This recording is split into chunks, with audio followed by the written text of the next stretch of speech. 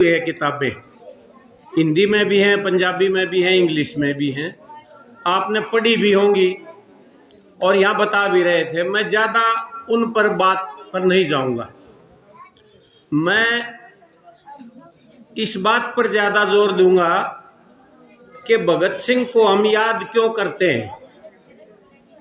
उसमें ऐसा व्यक्तित्व में क्या खास बात थी कि केवल 23 साल की उम्र में शहीद तो और भी बहुत हुए हैं देश को आज़ाद कराने के लिए, लाखों बंदों ने कुर्बानियां दी हैं, लेकिन उनको हम शहीद आजम कहते हैं। शहीद आजम का अर्थ है शहीदों में सबसे ऊंचे स्थान पर। उनके साथ भी 3 युवाओं को फांसी दी गई थी, राजगुरु, सुखदेव और भगत सिंह। भगत सिंह का नाम ज्यादा आता है दोनों से।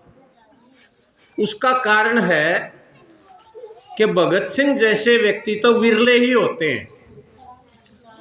हजारों साल में कोई एक आध पैदा होता है। उसकी जो व्यक्तित्व में खासियत थी वो ये थी कि वो बहुत लड़ाकू, बहुत पढ़ाकू और बहुत बड़ा विद्वान था। लड़ते और भी हैं लोग, सेना में सैनिक लड़ते हैं, पहले राजा महाराजा लड़ते थे, उनको उतना याद नहीं करते। भगत सिंह जी को क्यों याद करते हैं? उनकी लड़ाई का एक मकसद था कि हमारे देश पर दूसरे देश के अंग्रेज लोग आके राज करते थे, उनको यहां से निकालना और हम खुद का राज हो। तो भगत सिंह ने 23 साल की उम्र में ये प्राप्त कर लिया था कि वो राज कैसा हो। आजादी की लड़ाई तो 1857 से लेकर 1947 तक चली, 90 साल। उस 90 साल में कितने लोगों का योगदान है। भगत सिंह का जन्म तो 1907 में हुआ। उस समय एक आंदोलन हो चुका था 1857 वाला। भगत सिंह के जीवन पर 2-3 चीजों के प्रभाव हैं। पहला प्रभाव, जो वो विद्यार्थी थे तो बंगाल का जो विभाजन करा, बंटवारा कर दिया अंग्रेजों ने 1905 में, उस घटना का प्रभाव था। दूसरा प्रभाव जो जलियांवाला बाग है, अमृतसर गए होगे, देखा होगा, उसमें जो अंग्रेजों ने हत्याकांड किया, शांतिपूर्वक बैठे हुए लोग, जैसे आप बात कर रहे हैं ना, ऐसे ही बैसाखी पे बात कर रहे थे। हर वर्ष करते हैं, वहां परंपरा थी। वो छोटा गलियारा है, उसको घेर के और लोगों को गोलियों से भूनना, उसका असर है। और 1919 के बाद बेटे अगर समझ नहीं आती ना बात है तो बैठ तो सकते हो ना। अच्छे बच्चों की तो यही पहचान होती। मैं अध्यापक भी रहा हूँ, थोड़ा शरारती बच्चों को कैसे डील करते हैं ये भी जानता हूँ मैं। लेकिन मैं अब, क्योंकि आप स्कूल में नहीं हो, यहाँ एक बात सुनने आए हो, तो आपसे आशा ये करूँगा कि आप जितना समझ में आए समझ लें, ना आए तो हम आपके साथ आधा पौना घंटा बाद में भी लगा सकते हैं बच्चों के। हम भी समझते हैं कि आपके स्तर की कुछ चीज़ें नहीं हैं, बड़े लोगों की बातें हैं, तो आपको सुनना रहना थोड़ी दिक्कत है।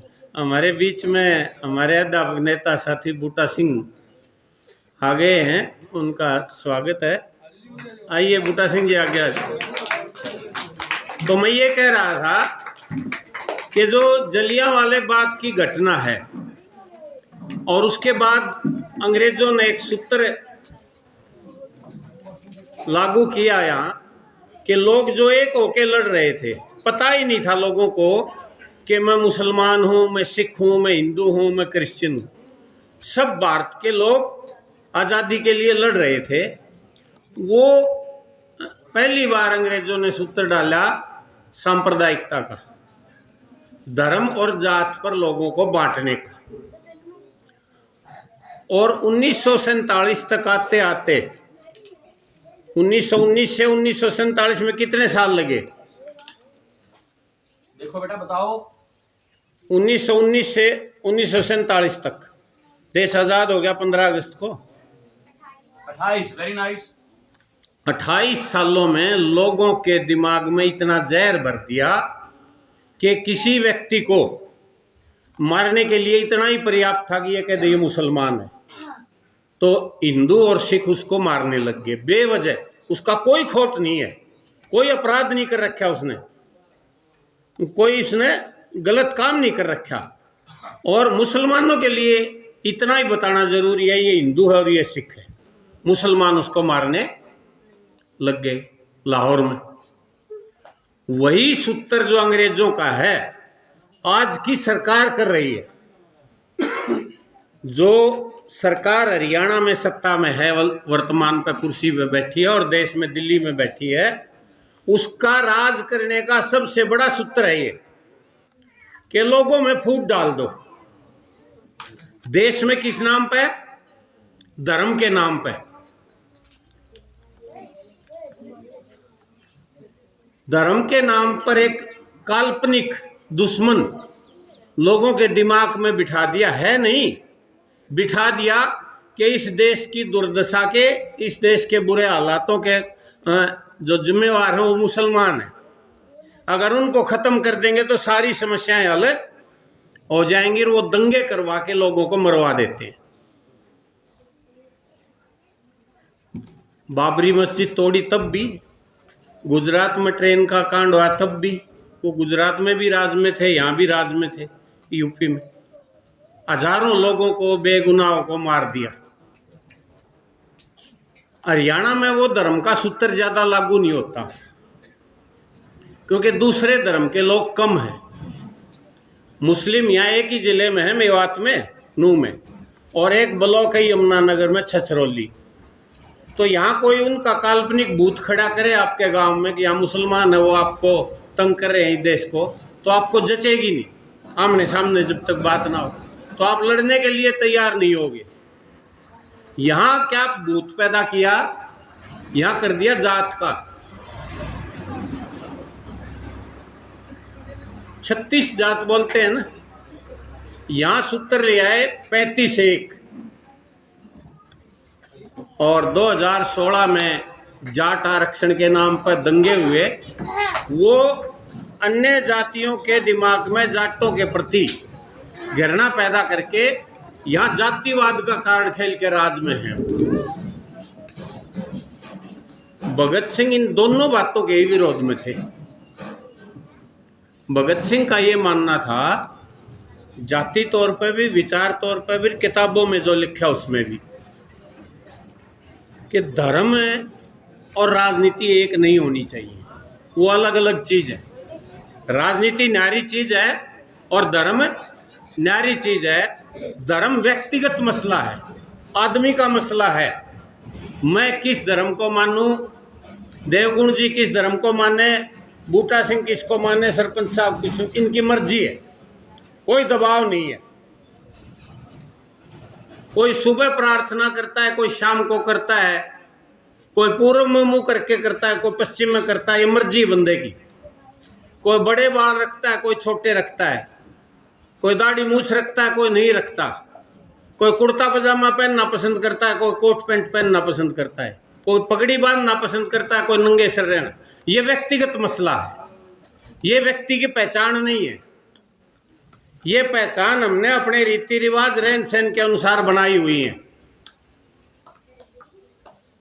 ये मानना था भगत सिंह का कि दोनों का अगर घालमेल करोगे तो राजनीति गंदी हो जाएगी।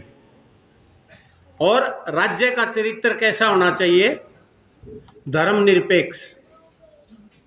धर्मनिरपेक्ष का मतलब है राज का कोई धर्म नहीं, कोई पार्टी आलो राज में।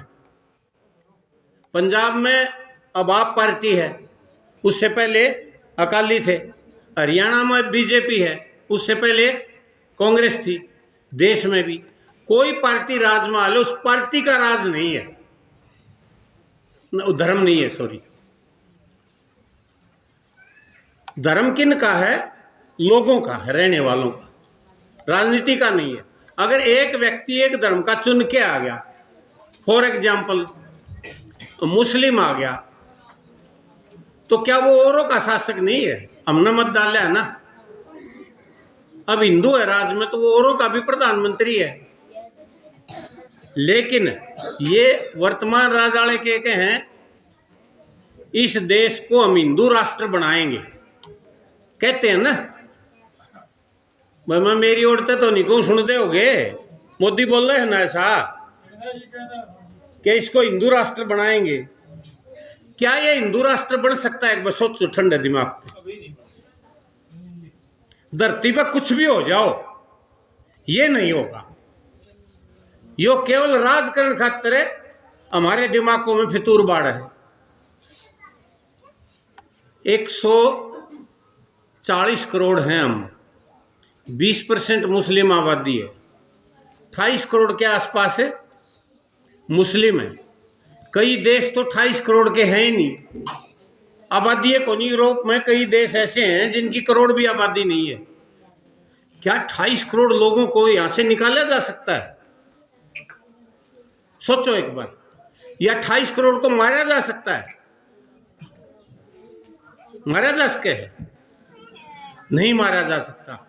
ये सभी धर्मों के लोग यहीं रहेंगे और उन सब धर्मों के लोगों का देश है ये किसी एक धर्म का देश नहीं है, ना ये हो सकता।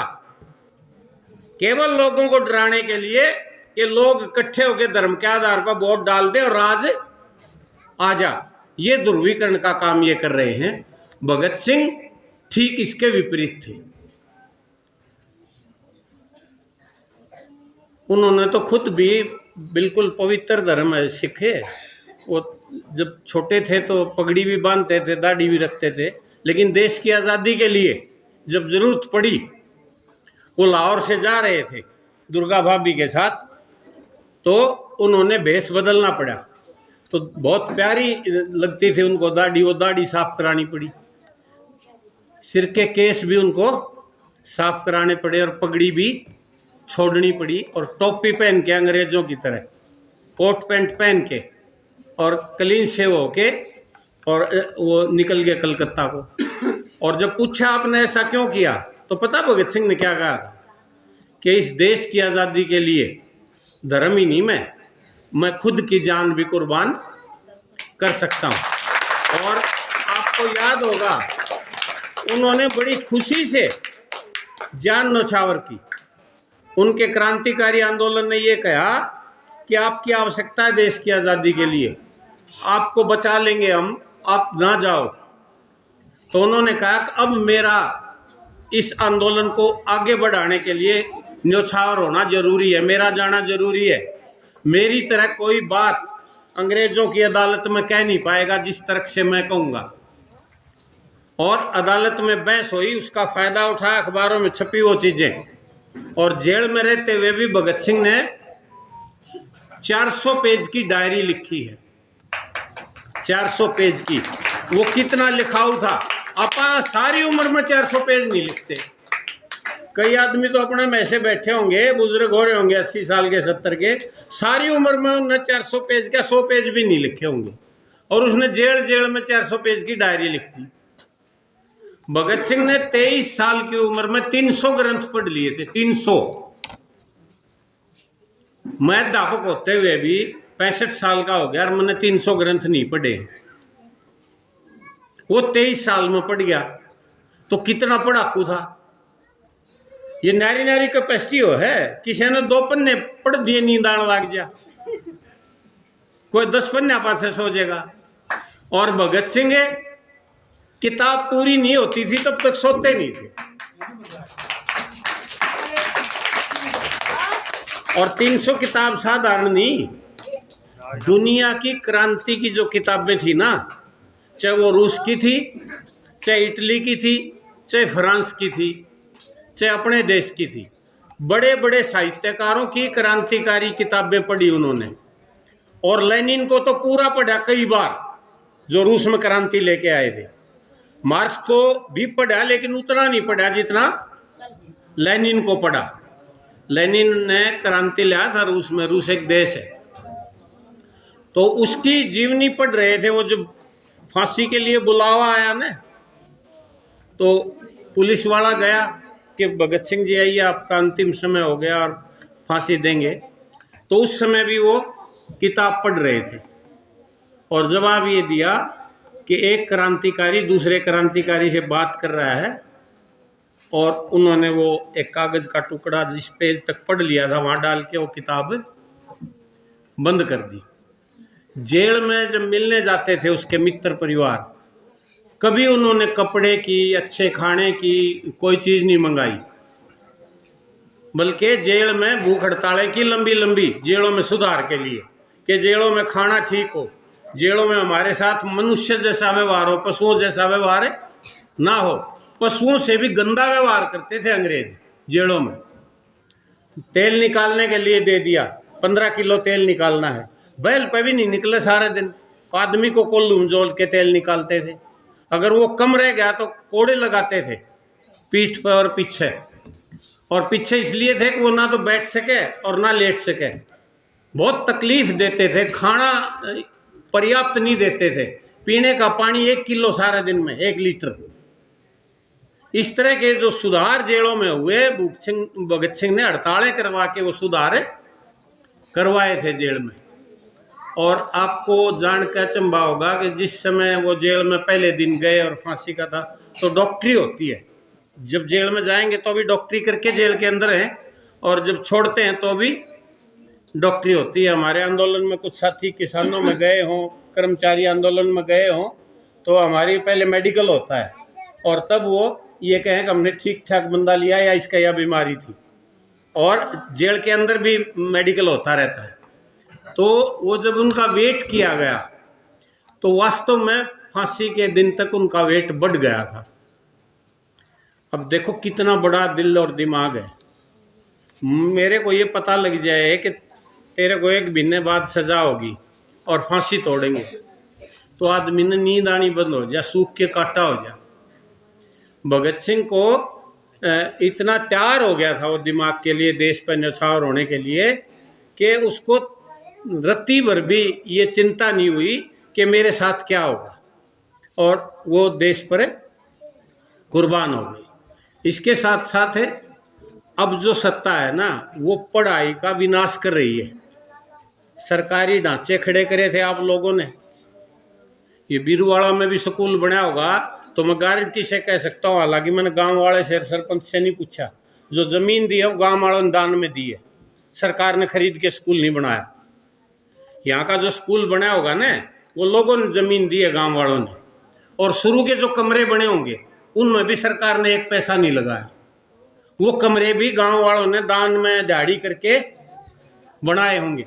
तो आप लोगों ने ढांचे करे अपने बच्चों को तालीम देने के लिए, पढ़ाने के लिए, इलाज के लिए। आज उन सरकारी संस्थाओं को तहस नहस किया जा रहा है ताकि पढ़े नहीं। पढ़ लें तो बच्चे कैसे बनेंगे? भगत सिंह जैसे।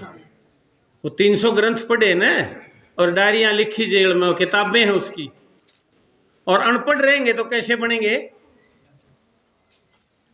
जैसे इन न चाहिए अंध भगत, मोदी मोदी।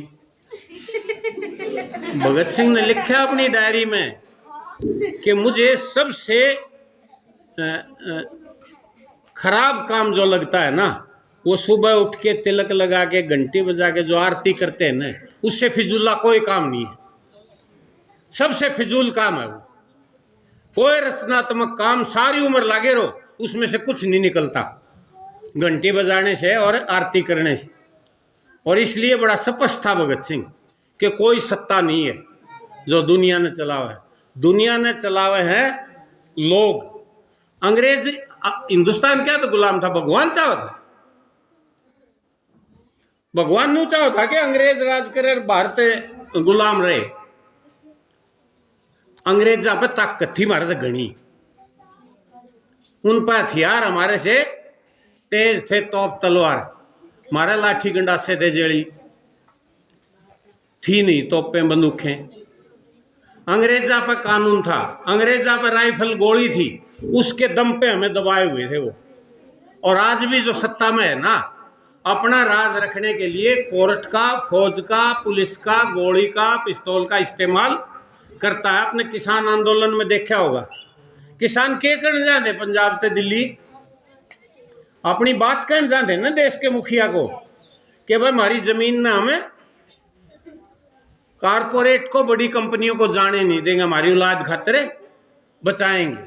हमारी जो खेती है इसका दाम हमें जितनी मेहनत करते हो मिलता नहीं है, हमें एमएसपी दिया जाए, ये कहने जाते ना। और बीच में को हरियाणा था तो जाने में क्या दिक्कत है, रोड बने हुए, रेल की लाइन है, जाने दिया। रोडों पर खाइयां खोद दी, दीवारें लगा दी, तार बिछा दिए, कांटे बिछा दिए, और जब चले उन पर पानी की बौछार, आंसू गैस, लाठी, गोली, क्या नहीं चला है। और 700 किसान 13 महीने में शहीद हुए। बताओ आपके शामी है कि नहीं? ये तो 2-4 साल पहले की बात कह रहा हूं मैं। भगत सिंह क्या कहता था? भगत सिंह ये कहता था कांग्रेस लीड कर रही है देश की आज़ादी को, अगुवाई कर रही है लड़ाई में, लेकिन कांग्रेस मजदूरों के पास और किसान के पास नहीं जाएगी। मजदूरों और किसानों की मांग अपने मांग पत्र में नहीं डालेगी। इसलिए भगत सिंह ने जेल में रहते हुए 2 फरवरी 1931 को युवाओं के नाम एक चिट्ठी लिखी, राजनीतिक कार्यकर्ताओं के नाम, कि आप लोग किसानों में जाइए, आप मजदूरों में जाइए, उनकी क्या समस्याएं हैं उनको कागज पर नोट करो, उनको अपने मांग पत्र में डालो, उनके संगठन बढ़ाओ किसानों के और मजदूरों के। जिस दिन किसान और मजदूर एक हो गए तो जो तुम चाहते हो बदलाव, क्रांति, आज़ादी, वो सब मिल जाएगा।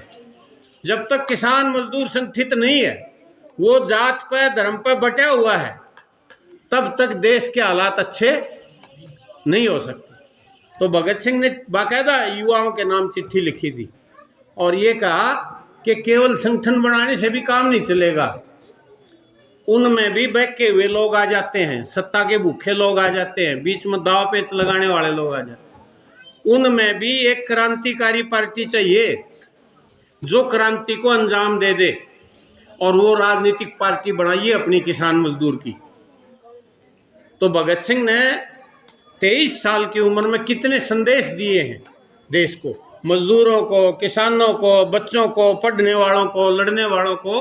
और आज जो लड़ रहे हैं इस देश को बचाने के लिए, उनके लिए एक मसाल का काम कर रहे हैं भगत सिंह। इसलिए याद करते हैं उनको, इसलिए वो शहीदों में शहीदे आजम है कि उन्होंने सब कुछ लिख दिया था कि देश आज़ाद होगा तो हमारी पार्लियामेंट कैसी होगी, राज्य का चरित्र धर्मनिरपेक्ष होगा, देश सभी राज्यों का एक संघ होगा और सबकी बात सुनी जाएगी, और किसान मजदूर की मांगे प्रमुख रूप से होंगी।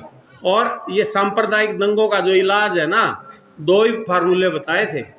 एक बताया धर्म को राजनीति से अलग कर दो, और दूसरा था किसान मजदूर की आर्थिक स्थिति ठीक कर दो।